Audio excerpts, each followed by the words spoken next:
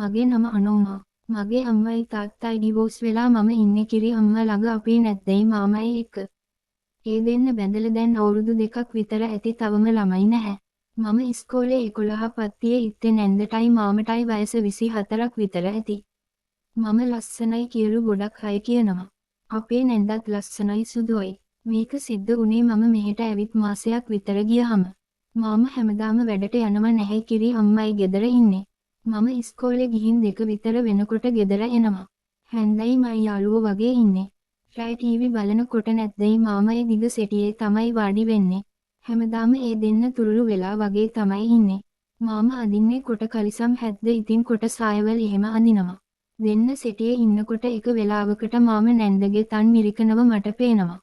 කිරි අම්මා කලින්ම හිදිය ගන්නවා. මාමයි නැද්දේ මම ඉන්නවා කියලා ගානක් නැහැ මාම නැන්දගේ සාය ඇතුළට අත දාලා කකුල එහෙමත් අත ගන්නවා. මේ දකින්නකොට මටත් ඉන්න බෑ. මම ඉතින් රැට හිදිය ගත්ත අංකොට පෑන්ටියට උඩින් අත ගාලා ඇඟිල්ලක් යෝතිය ඇතුළට දාලා රසවත් වෙලා තමයි නිදාගත්තේ.